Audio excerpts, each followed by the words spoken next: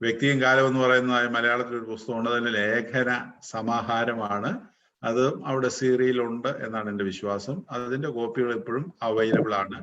കോനാട്ട് മാത്തൻ മൽപ്പാൻ വ്യക്തിയും കാലവും എന്ന് പറയുന്ന ലേഖന സമാഹാരം ഒരു പുസ്തകത്തിന്റെ രൂപത്തിൽ പബ്ലിഷ് ചെയ്തിട്ടുള്ളത്. അപ്പൊ ഇത്രയും മെറ്റീരിയലൊക്കെ നിങ്ങൾക്ക് അവൈലബിൾ ആണ് ഈ ലൈബ്രറിയെ കുറിച്ചും ഈ ഇവിടുത്തെ ചരിത്രത്തെ കുറിച്ചും ഒക്കെ മനസ്സിലാക്കാനായിട്ട്. പാമ്പാക്കുട വരുന്നതിന് മുൻപ് ഞങ്ങൾ മാമലശ്ശേരി എന്ന് പറയുന്ന സ്ഥലത്തായിരുന്നു ഈ കുടുംബത്തിന്റെ ആസ്ഥാനം. ഒരു 200 വർഷങ്ങൾക്ക് മുൻപ് 1825 പാമ്പാക്കുട പള്ളി സ്ഥാപിക്കുന്നത്. ആ സ്ഥാപിച്ച മൽപ്പാനച്ചൻ ഇങ്ങോട്ട് വരുന്നതിന് മുമ്പ് മാമലശ്ശേരിയിലായിരുന്നു. ഞാന് ഈ കുടുംബത്തിലെ 23ാമത്തെ വൈദികനാണെന്നുള്ളതാണ് പാരമ്പര്യം. അത് വെറുതെ ഉണ്ടായിട്ടുള്ള പാരമ്പര്യമല്ല. 17ാമത്തെ വൈദികൻ, അതായത് മാമലശ്ശേരി എന്ന് പറയുന്ന സ്ഥലത്തെ അവസാനത്തെ അച്ഛന് അദ്ദേഹത്തിന്റെ വിൽപത്രത്തിൽ, അതായത് താളിയോല ഗ്രന്ഥത്തിൽ എഴുതി വെച്ചിട്ടുള്ളതാണ്. അദ്ദേഹം 17ാമനാണ് എന്ന് പറയുന്നുണ്ട്. അപ്പൊ 17ാമനാണെങ്കിൽ അവിടെ മാമലശ്ശേരിയിൽ ഉണ്ടായിരുന്ന ചരിത്രമൊക്കെ കൃത്യമായിട്ട് കുറെയെങ്കിലുമൊക്കെ അദ്ദേഹത്തിന് അറിയാമായിരുന്നു. അദ്ദേഹം 17ാമനായിരുന്നു എങ്കിൽ ഞാൻ 23ാമനാണ് എന്നുള്ളതാണ് അതിന്റെ കണക്ക്. അദ്ദേഹം 1822 മരിക്കുന്നത്. അതായത് the last Malpan of Mamalassery, he passed away in 1822. അപ്പോ അതിനുശേഷം ഇവിടെ വന്നിട്ട് 6 തലമുറ ഉണ്ടായിട്ടുണ്ട് വൈദികരായിട്ടും. എല്ലാവരും തന്നെ മൽപ്പാന്മാരെന്നാണ് അറിയപ്പെട്ടിരുന്നത്. മലങ്കര മൽപ്പാൻ എന്ന് തന്നെയാണ് അറിയപ്പെട്ടിരുന്നത്. അപ്പോ കാലാകാലമായിട്ട് ലഭിച്ചിട്ടുള്ളതായ മാനുസ്ക്രിപ്റ്റുകളുണ്ട്.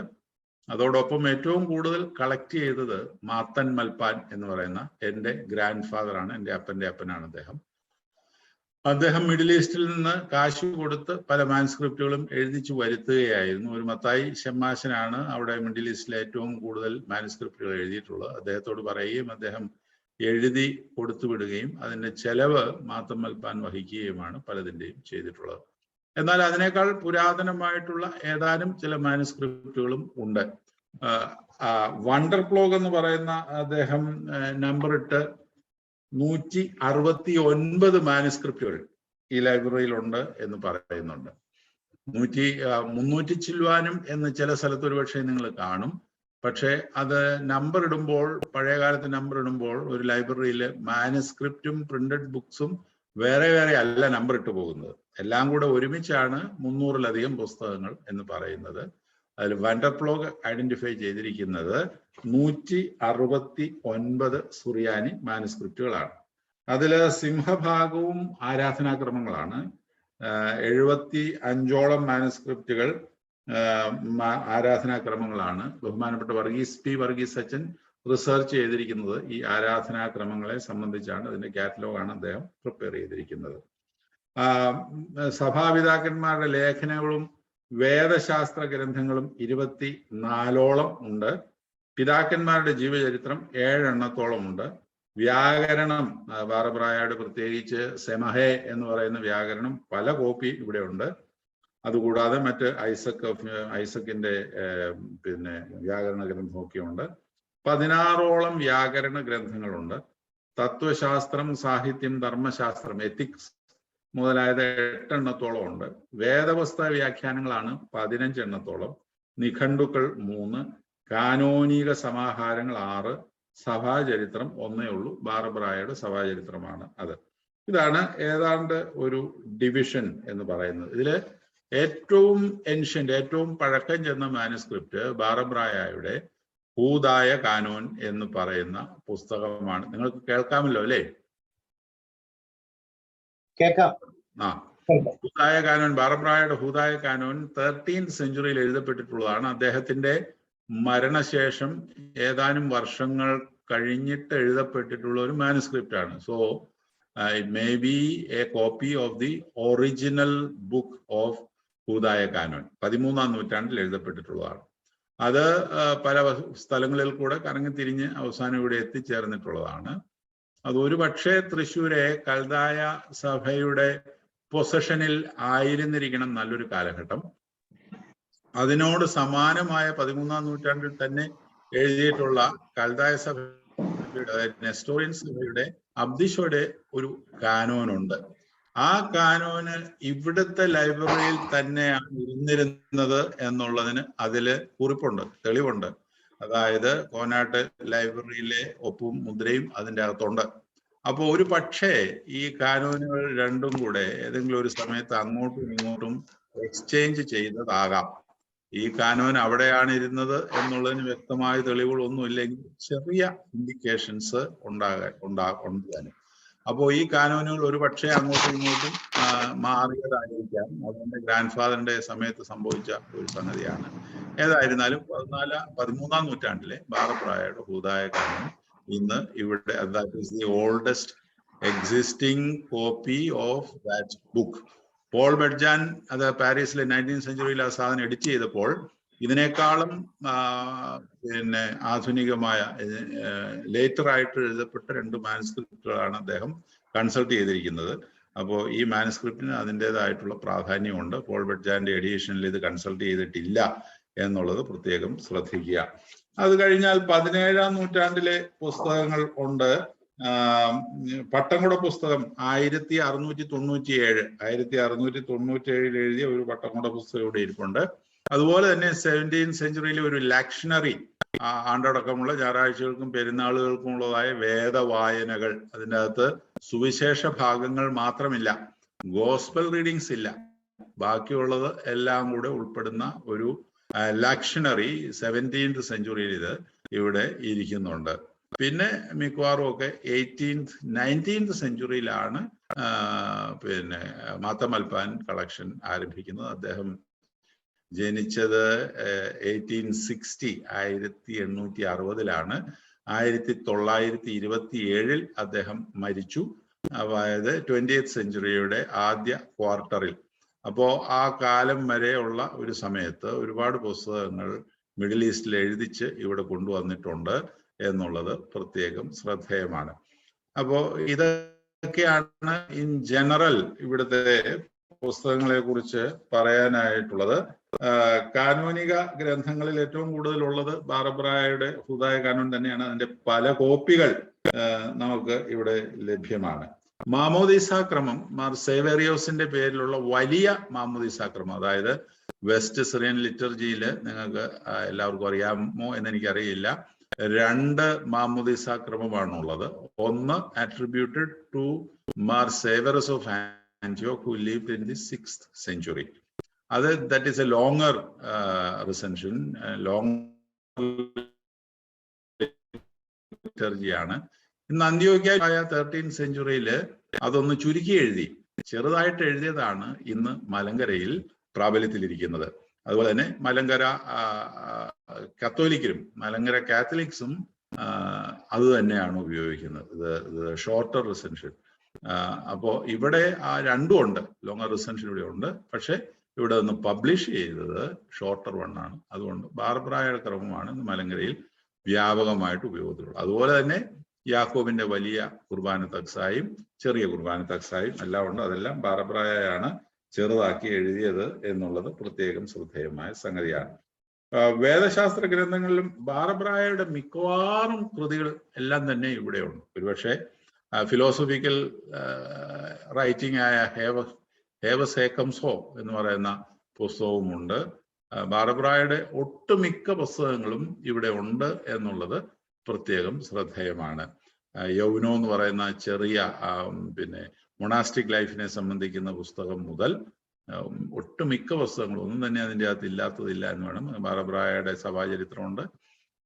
ഈത്തിക്കോൺ എന്ന് പറയുന്ന എത്തിക്സിനെ സംബന്ധിക്കുന്നതായ പുസ്തകമുണ്ട്. പിന്നെ ലാഫബിൾ സ്റ്റോറീസ് എന്ന് പറയുന്ന പുസ്തകമുണ്ട്. അതുപോലെ തന്നെ മിക്കവാറും പുസ്തകങ്ങളെല്ലാം തന്നെ ഈ ഗ്രന്ഥശേഖരത്തിലുണ്ട്. അപ്പൊ ഇതാണൊരു ജനറൽ ഇൻട്രൊഡക്ഷൻ പറയാനായിട്ടുള്ളത്. പിന്നെ നിങ്ങൾക്ക്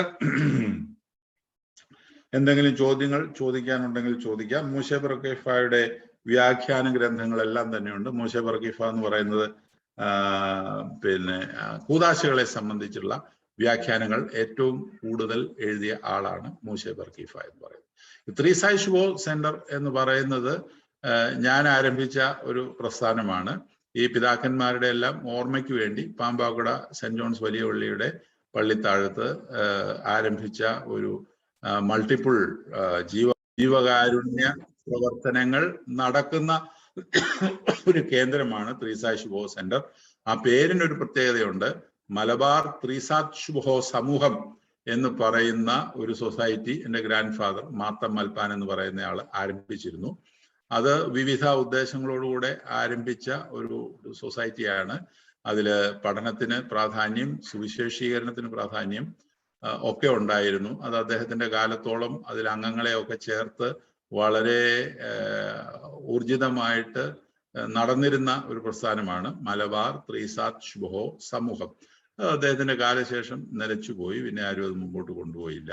അപ്പൊ അതിന്റെ ഓർമ്മയ്ക്കായിട്ടാണ് ത്രീസായ് ശുഭോ സെന്റർ എന്ന് ഈ കേന്ദ്രത്തിന് പേരിട്ടത്. അവിടെ 4 പ്രസ്ഥാനങ്ങളാണുള്ളത്. ഒന്ന്, ഒരു നമ്മുടെ ഈ ലൈബ്രറി തന്നെ സുറിയാനി ഗ്രന്ഥങ്ങൾ എല്ലാവർക്കും കൺസൾട്ട് ചെയ്യാൻ പാകത്തിന് ഭംഗിയായിട്ട് എയർ കണ്ടീഷൻ ഒക്കെ ചെയ്ത മുറിയിൽ അവിടെ പ്രിസർവ് ചെയ്തിരിക്കുന്നു. പിന്നെ രണ്ടാമതൊരു മെഡിക്കൽ ക്ലിനിക്ക്, അതിപ്പം കോവിഡിന് ശേഷം ഇപ്പോൾ ഏതാണ്ട് നിലച്ചുപോയ ഒരു അവസ്ഥയിലാണ്. നിർധനരായ ആളുകൾക്ക് ഫ്രീ ആയിട്ട് ചികിത്സാ സഹായമൊക്കെ നൽകുന്നതിന് ലക്ഷ്യമിട്ട് തുടങ്ങിയതാണ്. അതിൻ്റെ വെറും റെമനൻസ് മാത്രമേ ഇന്ന് ബാക്കിയുള്ളൂ. അതുപോലെ തന്നെ ഒരു അന്ധ പുനരധിവാസ ബ്ലൈൻഡ് റീഹാബിലിറ്റേഷൻ സെന്ററും ഉണ്ടായിരുന്നു. അതും കോവിഡിന്റെ കാലത്ത് നിലച്ചുപോയ ഒരവസ്ഥയിലാണ്. അപ്പോൾ ഈ സെന്റർ ഇതെല്ലാം കൂടെ ഹൗസ് ചെയ്യുന്ന ഒരു ബിൽഡിങ് അവിടെ ഉണ്ട്. അതിനെല്ലാം കൂടെയാണ് ത്രീസായ് ശുഭോ സെന്റർ എന്ന പേര് പറയുന്നത്. അതിന്റെ അകത്ത് തന്നെ മാത്തം മൽപ്പാൻ എന്ന് പറയുന്ന എൻ്റെ ഗ്രാൻഡ് ഫാദറിന്റെ പേരിലാണ് ഈ ലൈബ്രറി, ഈ സുറിയാനി റിസർച്ച് സെന്റർ എന്നാണ് അതിന് പേരിട്ടിരിക്കുന്നത്, ഉൾക്കൊള്ളുന്നത്. ഇനി നിങ്ങൾക്ക് എന്തെങ്കിലും കൂടുതൽ ഇൻഫർമേഷൻ വേണമെങ്കിൽ ചോദിക്കാം. അഡീഷണൽ ആയിട്ട് എന്തിനെ കുറിച്ചെങ്കിലും പറയണമെങ്കിൽ പറയാം.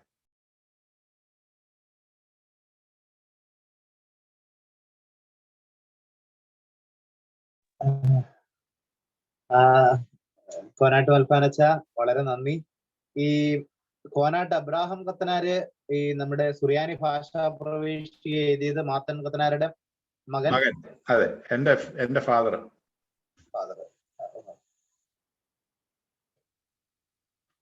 ഹലോ, മാത്തൻ കത്തനാരുടേതായ എന്തെങ്കിലും ഗ്രാമർ ബുക്സോ അങ്ങനെ എന്തെങ്കിലും ഒക്കെ ഉണ്ടോ? ഉണ്ട്. സുറിയാനി 1-ാം പാഠം എന്ന് പറഞ്ഞിട്ട് മാത്തം മൽപ്പാനാണ് ആ ഗ്രാമർ ബുക്ക് ആദ്യം എഴുതിയത്. സുറിയാനി 1-ാം പാഠം എന്നായിരുന്നു അതിന്റെ പേര്. അത് അദ്ദേഹത്തിന്റെ കാലശേഷം പിന്നെ കുറെ കാലം പബ്ലിഷ് ചെയ്യാതിരുന്നു. അതിനുശേഷം അത് അല്പം കൂടെ സിംപ്ലിഫൈ ചെയ്ത് എൻ്റെ ഫാദർ എഴുതിയതാണ് സുറിയാനി ഭാഷാ പ്രവേശിക എന്ന് പറയുന്നത്. അത് പിന്നെ വീണ്ടും ഞങ്ങൾ ഒന്നും കൂടെ റിവൈസ് ചെയ്തു എന്നുള്ളതേ ഉള്ളൂ. പിന്നെ ഇപ്പോൾ ഇംഗ്ലീഷ് ട്രാൻസ്ലേഷനും അവൈലബിൾ ആക്കിയിട്ടുണ്ട്.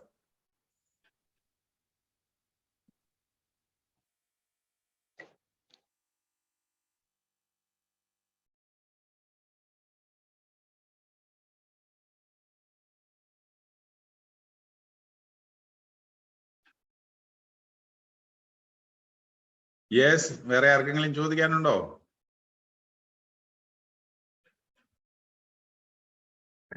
മറ്റേ മാമോദിസയുടെ ക്രമത്തെ കുറിച്ചൊരു ചോദ്യമായിരുന്നേ. പറഞ്ഞു. സേവറിയോസിന്റെ ക്രമം എന്ന് പറയുന്നത് സുറിയാനിക്കാര് ഈസ്റ്റും വെസ്റ്റുമായിട്ട് പിരിഞ്ഞതിന് ശേഷമുള്ള ക്രമമാണോ അതോ അതിന് മുമ്പുള്ള ക്രമമാണോ?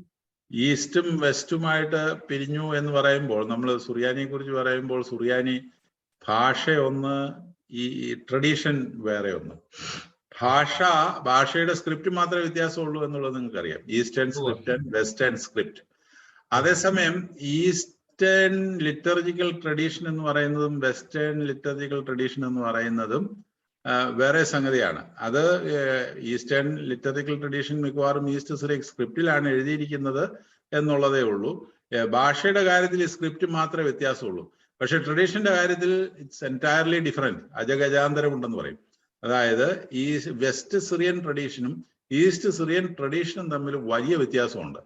അതേസമയം ഈസ്റ്റ് സിറിയക് ലാംഗ്വേജും വെസ്റ്റ് സിറിയക് ലാംഗ്വേജും തമ്മിൽ സ്ക്രിപ്റ്റിന്റെ വ്യത്യാസം മാത്രമേ ഉള്ളൂ, വേറെ ഒരു വ്യത്യാസവും ഇല്ല. അപ്പോ ഈ വെസ്റ്റ് സിറിയക് ട്രഡീഷനിൽ പെട്ടതാണ് ഈ സേവറീസിന്റെ ക്രമം എന്ന് പറയുന്നത്. അത് സ്ക്രിപ്റ്റിന്റെ ഡെവലപ്മെന്റ് ഈസ് സംതിങ് എൽസ്. അതല്ലാതെ ഈ രണ്ട് ട്രഡീഷൻസ് തിരിഞ്ഞത് അതിനൊക്കെ വളരെ മുമ്പാണ്. രണ്ട് ട്രഡീഷൻസ്, അതായത് ഒരു ഭാഗത്ത് ഒരു രീതിയിൽ ആരാധനാക്രമങ്ങൾ വളർന്നു വന്നു, മറുഭാഗത്ത് വേറൊരു രീതിയിൽ ആരാധനാക്രമങ്ങൾ വളർന്നു വന്നു എന്നുള്ളതേ ഉള്ളൂ. അപ്പോ വെസ്റ്റ് സിറിയൻ ട്രഡീഷന്റെ ഭാഗമാണ് സേവേറിയസിന്റെ ക്രമം എന്ന് പറയുന്നത്. ഈസ്റ്റ് സിറിയൻ ട്രഡീഷനിൽ മാമോദീസ എൻറ്റയർലി ഡിഫറെന്റ് ആയിരിക്കും. ഇത് ആദ്യം ഇനിഷ്യലി ഉണ്ടായിരുന്നത് ഈ സേവേറിയസിന്റെ ക്രമം മാത്രമാണ്. ഇന്നും അന്ത്യോക്യൻ ട്രഡീഷനിൽ അന്ത്യോക്യയിൽ ഉപയോഗിക്കുന്നത് ഈ സേവേറിയസിന്റെ ക്രമമാണ്. അതേസമയം ബാറബ്രായ ചുരുക്കി എഴുതിയ രൂപമാണ് മലങ്കരയിൽ ഇന്ന് ഉപയോഗിക്കുന്നത്. മറ്റേ സേവേറിയസിന്റെ ക്രമത്തിൽ നിന്ന് തന്നെ ഒന്ന് ഷോർട്ടൻ ചെയ്തു എന്നുള്ളതേ ഉള്ളൂ. സേവേറിയസിന്റെ ക്രമത്തിൽ 2 ഭാഗമുണ്ട്. ഓരോ ഭാഗത്തിനും പ്രമ്യൂൻ സെതറായും മറ്റു കാര്യങ്ങളും ഒക്കെ ഉണ്ട്. അതേസമയം ബാറബ്രായ അത് ചെറുതാക്കിയപ്പോൾ 1 ആക്കി. അതുപോലെ തന്നെ പ്രീ ബാപ്റ്റിസ്മൽ അനോയിന്റിങ് സേവേറിയസിന്റെ ക്രമത്തിൽ 2 പ്രാവശ്യമുണ്ട്. പ്രീ ബാപ്റ്റിസ്മൽ അനോയിന്റിങ് എന്ന് പറഞ്ഞാൽ ഒന്ന് നെറ്റിയിൽ മാത്രം മുദ്രണം ചെയ്യുന്നു, അതിനുശേഷം the whole body is anointed before baptism as a pre-baptismal anointing. അങ്ങനെ 2 പ്രാവശ്യമായിട്ടാണ് പ്രീ ബാപ്റ്റിസ്മൽ അനോയിന്റിങ് സേവേറിയസിന്റെ ക്രമത്തിൽ നടക്കുന്നത്. അതേസമയം ബാറബ്രായ അത് ചുരുക്കി എഴുതിയപ്പോൾ ഒരൊറ്റ അനോയിന്റിങ് മാത്രമേ ഉള്ളൂ, പ്രീ ബാപ്റ്റിസ്മൽ അനോയിന്റിങ് ആയിട്ട്. ഇതുപോലെയുള്ള വ്യത്യാസങ്ങളുണ്ട്. പിന്നെ ക്രമം വളരെ ചെറുതാണ് ബാറബ്രായയുടേത്, സേവേറിയസിൻ്റെത് വളരെ വലുതാണ് എന്നുള്ള വ്യത്യാസമുണ്ട്.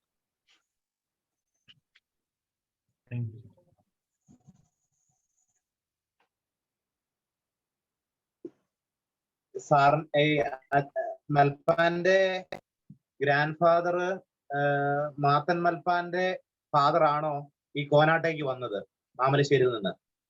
അല്ല, ഈ കുടുംബത്തില് ആദ്യമായിട്ട് വിവാഹം കഴിച്ച ആള് എന്റെ ഗ്രാൻഡ് ഫാദർ മാത്തൻ മൽപ്പാനാണ്. അതിനു മുമ്പ് സുറിയാനി സഭയില്, മലങ്കര സഭയില് വൈദികർ വിവാഹം കഴിക്കുന്ന പാരമ്പര്യം നിന്നുപോയായിരുന്നു. വളരെ നേരത്തെ എങ്ങനെയാണെന്നുള്ളത് നമുക്കറിയില്ല. പക്ഷേ ഉദയംപേർ സുന്നോദോസിലേക്ക് നയിച്ച ആ കാര്യങ്ങൾക്ക് ശേഷം, ഉദയംപേർ സുന്നോദോസിന് ശേഷം ഒരു റോമൻ കാത്തലിക് ഇൻഫ്ലുവൻസ് സഭയിൽ ഉണ്ടായിട്ട് അച്ഛന്മാര് വിവാഹം കഴിക്കുന്ന പാരമ്പര്യം നിന്നുപോയിരുന്നു. അപ്പോൾ ഈ കുടുംബത്തിലെ അതിനു മുമ്പുള്ള അച്ഛന്മാരാരും തന്നെ വിവാഹം കഴിച്ചതായിട്ട് അറിവില്ല. ഒരാൾ വിവാഹം കഴിച്ചിരുന്നു എന്നൊരു ചെറിയ പാരമ്പര്യമുണ്ട്, അദ്ദേഹത്തിന് പെൺകുഞ്ഞുങ്ങൾ മാത്രമേ ഉണ്ടായിരുന്നുള്ളൂ എന്നൊക്കെ പറയുന്നു. ഏതായിരുന്നാലും റെഗുലറായിട്ട് വൈദികർ വിവാഹം കഴിക്കാൻ തുടങ്ങിയത് ആദ്യം എൻ്റെ ഗ്രാൻഡ് ഫാദർ മാത്തൻ മൽപ്പാനാണ്. അപ്പൊ അദ്ദേഹത്തിന്റെ ഫാദർ അല്ല അവിടുന്ന് പോകുന്നത്. അദ്ദേഹത്തിന് മുൻപ് 3 വൈദികർ കൂടെ ഉണ്ടായിരുന്നു ഇവിടെ.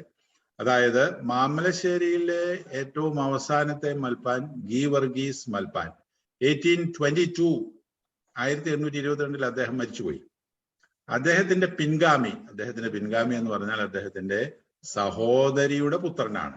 സാധാരണ സഹോദരന്റെ പുത്രന്മാരിൽ കൂടെയാണ് പിൻഗാമിത്വം വരുന്നത്. പക്ഷെ ഈ ഒരു കാര്യത്തിൽ സഹോദരന്മാരുടെ പുത്രന്മാരാരും അതിന് യോഗ്യരായിട്ടുണ്ടായിരുന്നില്ല. അതുകൊണ്ട് അദ്ദേഹത്തിന്റെ സഹോദരിയുടെ പുത്രനെ അദ്ദേഹം അച്ഛനാക്കി.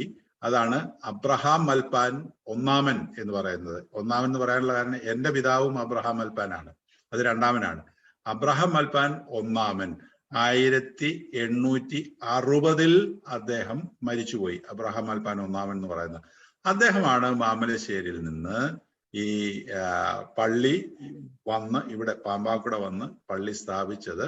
അദ്ദേഹമാണ് അബ്രഹാം മൽപ്പാൻ. 1860 അദ്ദേഹം മരിച്ചുപോയി. അദ്ദേഹത്തിന് ശേഷം അദ്ദേഹത്തിന്റെ സഹോദരപുത്രൻ യൂഹാനോൻ മൽപ്പാന്റെ സഹോദരപുത്രൻ ഗീവർഗീസ് മൽപ്പാൻ, അദ്ദേഹമാണ് മെത്രാപ്പൊലീത്തായി തീർന്നത്. അതായത് പത്രോസ് പാത്രിയർക്കീസ് ബാവ ഇവിടെ വന്നപ്പോൾ ഞങ്ങളുടെ കുടുംബത്തിൽ നിന്ന് ഒരാളെ മെത്രാപ്പൊലീത്തായിട്ട് അന്ന് 1875 പട്ടം കെട്ടി. അത് ഈ ഗീവർഗീസ് മൽപ്പാൻ ആയിരുന്നു. വീണ്ടും അദ്ദേഹം മെത്രാപ്പൊലീത്തായി, അദ്ദേഹം മാർ യൂലിയോസ് എന്ന് അറിയപ്പെടുന്നു. അദ്ദേഹത്തിന്റെ കാലത്താണ് പാമ്പാക്കുടെ സുറിയാനി പ്രസ് സ്ഥാപിച്ചത്. 1875 ആ പ്രസ് സ്ഥാപിക്കുമ്പോൾ അതിന്റെ പേര് കേരളദീപം പ്രസ് എന്നായിരുന്നു. പിന്നീട് ഈ സ്ഥാപകനായ മാർ യൂലിയോസ് മരിച്ചു കഴിഞ്ഞപ്പോൾ ആ പ്രസിന്റെ പേര് മാർ ജൂലിയസ് പ്രസ് എന്നാക്കി നാമകരണം ചെയ്തു. അത് എനിക്ക് ഓർമ്മയുണ്ട്, അതോട് ഫംഗ്ഷൻ ചെയ്തുകൊണ്ടിരുന്നത്. എൻ്റെ പിതാവിന്റെ കാലത്തോളം മുഴുവനും ആ പ്രസ് ഇവിടെ ഫംഗ്ഷൻ ചെയ്യുന്നുണ്ടായിരുന്നു. പിന്നീട് എൻ്റെ കാലത്താണ് അത്, അതായത് 1980-യുടെ അവസാനം, 80s-ന്റെ അവസാനം 84, 85 ആയപ്പോഴാണ് സഭയിൽ ആകെ മൊത്തം ഒരു പ്രിന്റിംഗ് വിഭാഗം ആരംഭിച്ചപ്പോൾ പ്രിന്റിങ് ജോലിയെല്ലാം വിട്ടുകൊടുക്കണമെന്ന് പറഞ്ഞ് അങ്ങനെ അങ്ങോട്ട് വിട്ടുകൊടുത്തു. അതുകൊണ്ട് പ്രസ് നിന്നു പോവുകയും ചെയ്തു. അപ്പൊ അതുവരെ മാർ ജൂലിയസ് പ്രസ് നിലവിൽ നിന്നിരുന്നു. സഭയ്ക്ക് ആവശ്യമായിട്ടുള്ള എല്ലാ ആരാധനാക്രമങ്ങളും സുറിയാനിയും മലയാളവും ചേർത്ത് അടിച്ചുകൊണ്ടിരുന്നത് പാമ്പാക്കടയിൽ നിന്നാണ്. അപ്പൊ ഇതാണ് അതിന്റെ ചരിത്രം. ഇവിടെ ഇങ്ങോട്ടേക്ക് 1825 പാമ്പാക്കുട പള്ളി സ്ഥാപിച്ച് മാമലശ്ശേരിയിൽ നിന്ന് വേറിട്ട് പിരിഞ്ഞു പോന്നയാള് അബ്രഹാം മൽപ്പാൻ ഒന്നാമൻ. അദ്ദേഹം 1860-ല് അദ്ദേഹം മരിച്ചു. 60-ലോ 64-ലോ ആണെന്ന് തോന്നുന്നു അദ്ദേഹം മരിച്ചു. അദ്ദേഹത്തിന്റെ പിൻഗാമി സഹോദരപുത്രൻ യൂഹാനോൻ മൽപ്പാൻ, അദ്ദേഹത്തിന്റെ പിൻഗാമി അഥവാ സഹോദര പുത്രൻ ഗീവർഗീസ് മൽപ്പാൻ, അദ്ദേഹമാണ് മാർ യൂലിയോസ് എന്നുള്ള പേരിൽ മെത്രാപ്പൊലീത്തായത്. അദ്ദേഹത്തിന്റെ പിൻഗാമിയാണ് മാത്തം മൽപ്പാൻ എന്ന് പറയുന്ന എന്റെ ഗ്രാൻഡ് ഫാദർ. അപ്പൊ എന്റെ ഗ്രാൻഡ് ഫാദറിന്റെ കാലം ആയപ്പോഴത്തേക്കും പത്രോസ് തൃതീയൻ പാത്രിയർക്കീസ് ബാവ കേരളത്തിൽ വന്നപ്പോഴാണ് വൈദികരെല്ലാം വിവാഹം കഴിക്കണം എന്ന് പറഞ്ഞ് അദ്ദേഹം നിർബന്ധപൂർവം വൈദികരെ കൊണ്ട് വിവാഹം കഴിപ്പിക്കാനായിട്ട് തുടങ്ങി. ആ കൂട്ടത്തിൽ വിവാഹം കഴിപ്പിച്ച ഒരാളാണ് എൻ്റെ ഗ്രാൻഡ് ഫാദർ. അപ്പോൾ സാധാരണ ഫുൾ ഡീക്കൻ പൂർണ്ണ ഷമ്മാശനായി കഴിഞ്ഞാൽ പിന്നെ വിവാഹം കഴിക്കാൻ പറ്റില്ല എന്നുള്ളതാണ് കണക്ക്.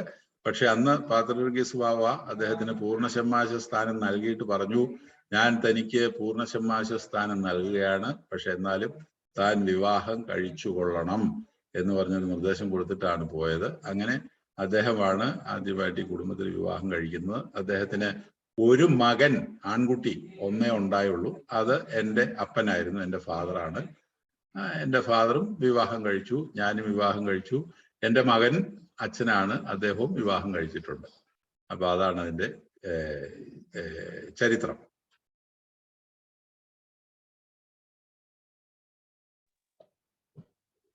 രണ്ട് ചോദ്യങ്ങളുണ്ട്. ഈ മൽപ്പാൻ എന്ന് പറഞ്ഞ പദവി നൽകിയതാണോ അതോ ഒരു ട്രഡീഷൻ എന്നുള്ള രീതിയിൽ ആളുകള് റെസ്പെക്ടോടുകൂടി കാലാകാലങ്ങളിൽ വിളിച്ച് പോകുന്ന ഒരു പദവിയാണ് കോനാട്ട് മൽപ്പാൻ എന്നുള്ളത്? രണ്ടാമത്തെ സംഗതി, അച്ഛൻ പറഞ്ഞതനുസരിച്ച് എനിക്ക് മനസ്സിലായത് പത്രോസ് പാർക്കീസിന്റെ കാലത്ത്, ആ ഡിവിഷന്റെ കാലത്ത് മാത്തൻ മൽപ്പാൻ ഈ പിന്നീട് എങ്ങനെയാണ് ഈ ഓർത്തഡോക്സ് സഭയുമായി ബന്ധപ്പെട്ട് വരുന്നത്? ആദ്യത്തെ ചോദ്യം എന്തായിരുന്നു? മൽപ്പാൻ എന്നുള്ള പേര്, മൽപ്പാൻ എന്നുള്ള പേര് സാധാരണ പ്രായമായ സുറിയാനി അഭ്യസിപ്പിക്കുന്ന എല്ലാ അച്ഛന്മാരെയും മൽപ്പാൻ എന്ന് പറയാറുണ്ട്. അങ്ങനെ പല മൽപ്പാന്മാരുണ്ട്. അത് അവര് വീടുകളിൽ വൈദികരെ അഭ്യസിപ്പിച്ചിരുന്നവരായിരിക്കും മിക്കവാറും ഒക്കെ. ഇവിടെ വടകോട് കോരത് മൽപ്പാനുണ്ട്, അതുപോലെ പല മൽപ്പാന്മാരുണ്ട്. അവരൊക്കെ വൈദികരെ പഠിപ്പിച്ചിരുന്ന സുറിയാനി അറിയാവുന്ന സുറിയാനി വിദഗ്ധരൊക്കെയാണ്. അവരെ എല്ലാം മൽപ്പാൻ എന്ന് വിളിക്കുന്ന ഒരു പതിവ് ഉണ്ട്, പ്രത്യേകിച്ചൊന്നും നൽകാതെ തന്നെ. പക്ഷേ ഈ കോനാട്ട് മൽപ്പാന്മാരുടെ ഒരു പ്രത്യേകത എന്താണെന്ന് ചോദിച്ചാൽ അവരെല്ലാവരും മലങ്കര മൽപ്പാന്മാരായിരുന്നു. ആ മലങ്കര മൽപ്പാൻ എന്നുള്ള സ്ഥാനം അത് കൽപ്പിച്ചു കൊടുക്കുന്നതാണ്. അതായത് എൻ്റെ ഗ്രാൻഡ് ഫാദർ മാത്തൻ മൽപ്പാന് മുമ്പ് അത് മലയാളത്തിന്റെ മൽപ്പാൻ എന്നാണ് അറിയപ്പെട്ടിരുന്നത്. അപ്പൊ അതിനിവിടെ ഒരു ട്രഡീഷൻ ഉണ്ട്. അതായത് ഒരു മൽപ്പാൻ കാലം ചെയ്ത് മരിച്ചു കഴിഞ്ഞാൽ 40 അടിയന്തരത്തിന് മലങ്കര മെത്രാപ്പൊലീത്ത ഇവിടെ വരികയും ആ കുടുംബത്തിലെ അടുത്തയാളെ മലങ്കര മൽപ്പാൻ എന്ന് പേര് വിളിച്ച് സ്ഥാനം നൽകുകയും ചെയ്യുന്ന ഒരു പതിവ് ഒരു കാലത്തുണ്ടായിരുന്നു. അപ്പോൾ അത് മലയാളത്തിനുടെ മൽപ്പാൻ എന്നുള്ള പേരാണ് അന്നൊക്കെ ആദ്യം കൊടുത്തിരുന്നത്. അത് മലങ്കര മൽപ്പാൻ എന്നുള്ള പേരാക്കി പാത്രിയർക്കീസ് ബാവ കൽപ്പന അയച്ച് ആ സ്ഥാനത്തേക്ക് അങ്ങനെ നിയമിച്ച ആദ്യത്തെ ആളാണ് എൻ്റെ ഗ്രാൻഡ് ഫാദർ. പക്ഷെ അതിനു മുമ്പുള്ളവരും മലങ്കര മൽപ്പാൻ അല്ലെങ്കിൽ മലയാളത്തിന്റെ മൽപ്പാൻ, മൽഫോനോ ദു മിലിബാർ അല്ലെങ്കിൽ മലയാളത്തിന്റെ മൽപ്പാൻ എന്നൊക്കെയാണ് അറിയപ്പെട്ടിരുന്നത്. അപ്പോ എൻ്റെ ഗ്രാൻഡ് ഫാദർ, എൻ്റെ ഫാദറിനും അത് സെറിമോണിയസ് ആയിട്ട് ഒരു ഒക്കേഷനിൽ ആ പേര് നൽകി. അതുപോലെ തന്നെ ഞാർത്താങ്കൽ കോരത് മൽപ്പാൻ എന്ന് പറയുന്നത് വടകോടിലുണ്ടായിരുന്നതായ മൽപ്പാൻ അച്ഛൻ പാട്ടിന്റെ ഒരു വിദഗ്ധനാണ്. അദ്ദേഹത്തെയും ആ കാലത്ത് കാതോലിക്ക ബാവ മലങ്കര മൽപ്പാൻ എന്ന് പ്രത്യേകം പേര് കൊടുത്ത് ഔദ്യോഗികമായിട്ട് ആദരിച്ച ആളാണ്. കാര്യം ഇവിടെയുള്ള മൽപ്പാന്മാരെ എല്ലാം തന്നെ മലങ്കര മൽപ്പാൻ അല്ലെങ്കിൽ മലയാളത്തിന്റെ മൽപ്പാൻ എന്ന് പേര് ഔദ്യോഗികമായി നൽകി അവരെ അങ്ങനെ ആക്കിയിരുന്നു. അത് എൻ്റെ ഫാദറിനോട് കൂടെ അത് അവസാനിച്ചു. പിന്നെ ആർക്കും പിന്നെ ഉണ്ടായിരുന്നത് ഞാനാണ്. ഞാൻ എൻ്റെ ഫാദർ മരിക്കുമ്പോൾ വളരെ യങ് ആണ്. അതുകൊണ്ട് എനിക്ക് ഇന്ന് വരെ അങ്ങനെ ഒരു പേര് തന്നിട്ടില്ല, കിട്ടിയിട്ടുമില്ല.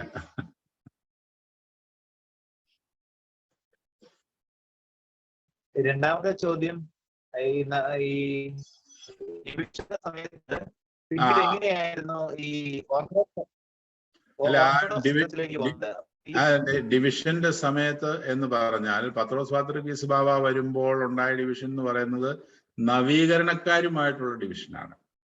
അതല്ലാതെ നിങ്ങൾ പാത്രിക്കീസ് വിഭാഗം, അതായത് യാക്കോബായ ഓർത്തഡോക്സ് ഡിവിഷന്റെ കാര്യമാണ് ഉദ്ദേശിക്കുന്നതെങ്കിൽ പത്രോസ് പാത്രിക്കീസ് ബാവയുടെ കാലത്ത് ഒന്നും സംഭവിച്ചില്ല. അതിനുശേഷമാണ് അത് സംഭവിക്കുന്നത്. പത്രോസ് പാത്രിക്കീസ് ബാവയുടെ കാലത്ത് സംഭവിച്ചത് അദ്ദേഹം ഇവിടെ വന്നു. അന്നത്തെ നവീകരണ പ്രസ്ഥാനത്തിന്റെ മെത്രാപ്പോലീത്തായിരുന്ന തോമസ് മാർ അത്താനാസിയോസ്, മാത്യൂസ് മാർ അത്താനാസിയോസ് മുതലായവരെ മുടക്കുകയും അവരെ പുറന്തള്ളുകയും ഒക്കെയാണ് ചെയ്തത്. അപ്പൊ ആ സമയത്ത് പിന്നെ നവീകരണ പ്രസ്ഥാനക്കാരുടെ കൂടെ പോകാനായിട്ട് അദ്ദേഹത്തിന് താല്പര്യമില്ലായിരുന്നു. കാരണം അവർ ഒരു നവീകരണമാണല്ലോ സഭയിൽ കൊണ്ടുവരാനായിട്ട് ആഗ്രഹിച്ചത്. അപ്പോൾ പാത്രികേസിന്റെ കൂടെ തന്നെ ഉറച്ചു നിൽക്കുകയാണ് ചെയ്തത് എന്നുള്ളതേ ഉള്ളൂ. അതല്ലാതെ യാക്കോബായക്കാരുമായിട്ടുണ്ടാകുന്ന പിന്നെ ഉണ്ടായി എന്ന് പറയുന്ന റിഫ്റ്റ് 1912 അല്ലെങ്കിൽ 8 ശേഷമാണ്. 9, 10, 11 ഒക്കെയുള്ള കാലത്താണ്. ആ സമയത്ത് അദ്ദേഹം പാത്രിക്കീസ് ബാവയുടെ പക്ഷത്ത് തന്നെയാണ് നിന്നത്. കാരണം ഇവിടെ പുതിയൊരു കാതോലിക്കായെ വാഴിക്കുകയും പിടിക്കുകയും ഒക്കെ ചെയ്തു. അത് തന്നെയല്ല, ഇവിടെ ട്രസ്റ്റിമാര് തമ്മിൽ അന്നേരം പൊളിറ്റിക്കലി ഒരു കലഹം ഉണ്ടായി. ആ കലഹത്തിൽ അന്ന് മാത്തൻ മൽപ്പാൻ വൈദിക ട്രസ്റ്റി ആയിരുന്നു. അദ്ദേഹവും അൽമായ ട്രസ്റ്റിയും ഒരു വശത്ത് നിന്നു, മെത്രാപ്പൊലീത്തൻ ട്രസ്റ്റി മറ്റൊരു വശത്ത് നിന്നു. അങ്ങനെ ഇവിടെ തന്നെ ഉണ്ടായ ഒരു റിഫ്റ്റ് പാത്രിക്കീസ് ബാവ അതിനെ ഒരു കണക്കിൽ പറഞ്ഞാൽ മുതലെടുക്കുകയായിരുന്നു എന്ന് ചിന്തിക്കേണ്ടിയിരിക്കുന്നു. അന്ന് മാത്തൻ മൽപ്പാൻ എന്നത് പാത്രിക്കീസ് വിഭാഗത്തോടുകൂടി അല്ലെങ്കിൽ യാക്കോബായ വിഭാഗത്തോടുകൂടെ ചേർന്ന് നിൽക്കുകയാണ് ചെയ്തത്.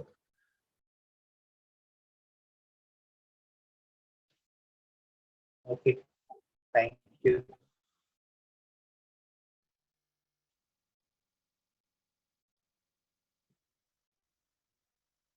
മറ്റു ചോദ്യങ്ങൾ എന്തെങ്കിലും ഉണ്ടെങ്കിൽ ചോദിക്കാം. അച്ഛനെ, നമുക്ക് അച്ഛന്റെ സമയം വളരെ വിലപ്പെട്ടതാണ്. നിങ്ങളുടെ ഈ സമയം പ്രയോജനപ്പെടുത്തുക. ഞാൻ പറഞ്ഞ സംശയങ്ങളല്ല, പറഞ്ഞ കാര്യങ്ങളിൽ എന്തെങ്കിലും ക്ലാരിറ്റി കുറവോ വല്ലതും ഒക്കെ ഉണ്ടെങ്കിൽ നിങ്ങൾക്ക് ചോദിക്കാം കേട്ടോ.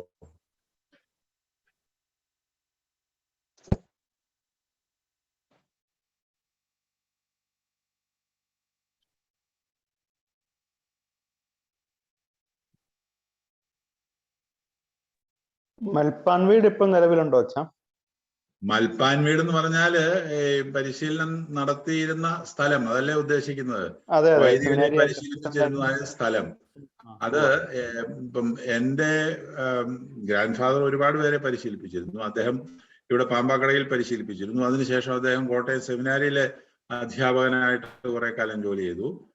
അവിടെ താമസിച്ച് കോട്ടയത്തെ വൈദിക സെമിനാരിയിൽ, പഴയ സെമിനാരിയിൽ പഠിപ്പിച്ചു. അതിനുശേഷം വീണ്ടും അദ്ദേഹം തിരിച്ചു വന്ന് പാമ്പാക്കട സെമിനാരി നടത്തി. എൻ്റെ ഫാദറിന്റെ കാലമായപ്പോഴത്തേക്കും വൈദിക വിദ്യാഭ്യാസം മുഴുവനും തന്നെ ഏതാണ്ട് വൈദിക സെമിനാരിയിൽ അങ്ങ് കേന്ദ്രീകൃതമായിരുന്നു. അത് കാരണം വളരെ കുറച്ച് ശിഷ്യന്മാർ മാത്രമേ അദ്ദേഹത്തിന് പേഴ്സണലായിട്ടുണ്ടായിരുന്നുള്ളൂ. 1 or 2 പേരൊക്കെ ഓരോരോ സമയത്ത് വന്നിരുന്നു എന്നുള്ളത് മാത്രമേ ഉള്ളൂ. ബാക്കി എല്ലാവരും പഴയ സെമിനാരിയിലെ വിദ്യാർത്ഥികളായിട്ട് അങ്ങ് പോവുകയാണ് ഉണ്ടായിരുന്നത്. അത്രയേ ഉള്ളൂ. അതോടുകൂടെ അത് അവസാനിച്ചു.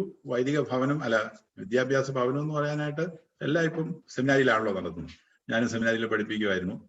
അതുകൊണ്ട് അങ്ങനെ ഇപ്പോ നിലവിലില്ല. എൻ്റെ ഫാദറാണ് അവസാനമായിട്ട് കുറച്ചുപേരെയെങ്കിലും വ്യക്തിപരമായിട്ട് ഇവിടെ വിളിച്ച് പരിശീലിപ്പിച്ചിട്ടുള്ളത്. ഗ്രാൻഡ് ഫാദറിന്റെ കാലത്ത് വളരെ ശക്തമായിട്ട് നടന്നിരുന്നു. ഒരു സെമിനാരി എന്നുള്ള നിലയിൽ തന്നെ നടന്നിരുന്നു. സുറിയാനി ഭാഷാ പഠനം അവിടെ നടത്തുന്നുണ്ടോ? സുറിയാനി ഭാഷാ പഠനം ഇപ്പൊ ഇവിടെ പ്രത്യേകിച്ച് നടത്തുന്നില്ല. ഞാൻ സാധാരണ കോട്ടയത്തിനങ്ങ് പോവും. അവിടെ സെമിനാരിയും സീറിയയിലും ആയിരുന്നു ഞാൻ വളരെ നാൾ പഠിപ്പിച്ചുകൊണ്ടിരുന്നത്. അതുകൊണ്ട് ഇവിടെ ഇപ്പോൾ അതിന് കോൺസെൻട്രേറ്റ് ചെയ്യാറില്ല. ഈ പറഞ്ഞ വർഗീസ് അച്ഛൻ ഇവിടെ തൊട്ടടുത്താണ് താമസിക്കുന്നത്. അദ്ദേഹം സുറിയാനി ഡോക്ടറേറ്റ് ഫിനിഷ് ചെയ്ത ആളാണ്. അദ്ദേഹം ഇപ്പം സെമിനാരിൽ പഠിപ്പിക്കുക, സിറിയയിൽ പഠിപ്പിക്കുന്നുണ്ടോ എന്ന് എനിക്കറിയില്ല. വർഗീസ് എന്ന് പറയുന്ന അച്ഛൻ.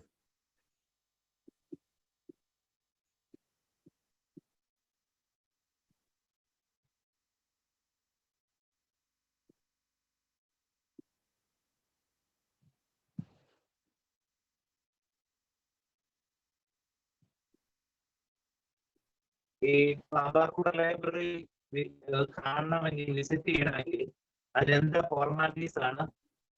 ഒരു ഫോർമാലിറ്റിയും വേണ്ട. എനിക്ക് സൗകര്യമുള്ള ഒരു ദിവസം നിങ്ങൾ നേരത്തെ പറഞ്ഞ് ക്രമീകരിച്ചിട്ട് വരിക എന്നുള്ളതേ ഉള്ളൂ. വേറെ ഒരു ഫോർമാലിറ്റിയും ഇല്ല. ഞാൻ ഇപ്പോഴത്തെ സാഹചര്യത്തില് ശനി ഞായർ മാത്രമേ ഇവിടെ ഉള്ളൂ. ഞായറാഴ്ച ആരാധനയ്ക്കൊക്കെ ആയിട്ട് അങ്ങോട്ട് പോകുമല്ലോ. ഏതെങ്കിലും ഒരു ശനിയാഴ്ച നിങ്ങൾ നേരത്തെ ഒരു അവസരം ചോദിച്ചിട്ട് വരാമെങ്കിൽ ഞാനിവിടെ ഉണ്ടാകാം. നിങ്ങളെല്ലാം കാണിച്ചു തരികയും ചെയ്യാം. ശനിയാഴ്ച ഏത് സമയമാണ്? ഉച്ച കഴിഞ്ഞ്? ഉച്ചയ്ക്ക് മുമ്പായിരിക്കും സൗകര്യം. ഉച്ചയ്ക്ക് മുമ്പ്.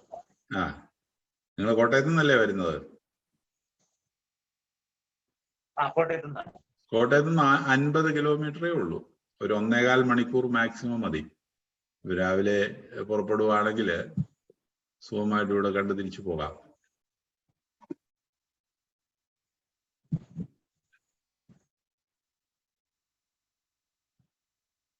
ശരി, എന്നാ ഫർദർ ക്വസ്റ്റ്യൻസ് ഒന്നും ഇല്ലെങ്കിൽ നമുക്ക് ക്ലോസ് ചെയ്യാം. എന്നെ കേട്ടിരുന്നതിന് പ്രത്യേകമായിട്ടുള്ളതായ നന്ദി. മൽപ്പാനച്ച, നന്ദിയുടെ ഒരു വാക്ക്.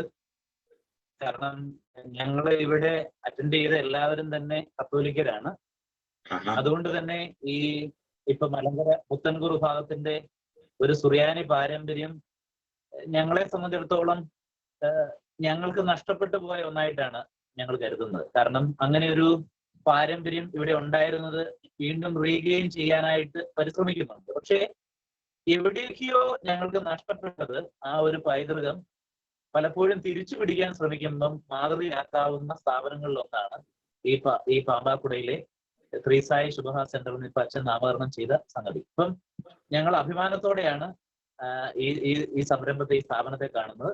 അതുപോലെ തന്നെ എളിയവരായ ഞങ്ങളുടെ ക്ഷണം സ്വീകരിച്ച് ഇത്രയും സമയം, അച്ഛന്റെ വിലയേറിയ സമയം ഞങ്ങൾക്ക് അനുവദിച്ചു തന്നതിന് എങ്ങനെ നന്ദി പറയണമെന്ന് അറിഞ്ഞുകൂടാ. തീർച്ചയായും ഞങ്ങൾ എല്ലാവരും ഈ പഠനം തീരുന്നതിന് മുമ്പ് ഒരു ദിവസം ഒന്നുകിൽ ഒന്നിച്ച് അല്ലെങ്കിൽ ഈ സിറിയയിൽ നടക്കുന്ന വേൾഡ് സുറിയാനി കോൺഫറൻസിനോടനുബന്ധിച്ച് എല്ലാ മിക്കവാറും പാമ്പാക്കുട സന്ദർശിക്കാറുണ്ട്. ആ കൂടെ ആയാലും അല്ലെങ്കിൽ ഞങ്ങൾ എല്ലാവരും അച്ഛനെ സമ്മതം വാങ്ങി വരുന്നതായിരിക്കും. ഈ ഒരു സംരംഭം, ഈ മൽപ്പാൻ, കോനാട്ട് മൽപ്പാൻ എന്നുള്ള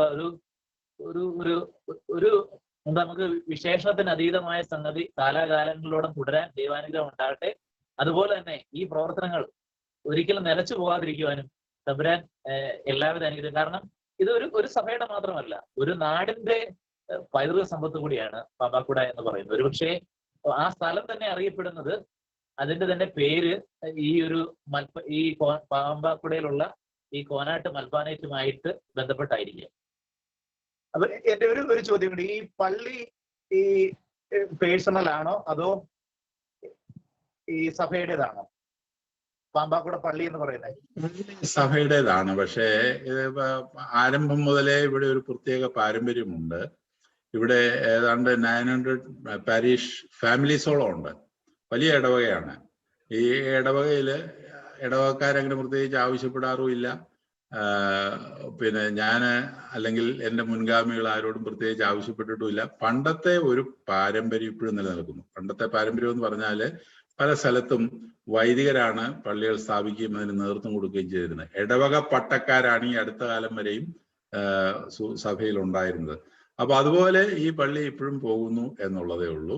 ഞാനാണ് ഈ പള്ളി ഭരിക്കുന്നത്, വികാരി. അതോടൊപ്പം ട്രസ്റ്റിയും സെക്രട്ടറിയും കമ്മിറ്റിയും ഒക്കെ ഞാൻ തന്നെയാണ് പറയാം. അതില് ജനങ്ങൾ അതിന് മൗനാനുവാദം നൽകുന്നു, സഭയും അതിനെ എതിർക്കുന്നില്ല. അപ്പൊ അതുകൊണ്ട് അങ്ങനെ ഒരു രീതിയിൽ അങ്ങ് മുമ്പോട്ട് പോകുന്നു. എന്നുവരെ പോകും, എവിടം വരെ പോകും എന്നുള്ളതിനെ കുറിച്ചൊന്നും നമുക്കറിയില്ല. പോകുന്നത് വരെ പോകട്ടെ എന്നുള്ളതേ ഉള്ളൂ.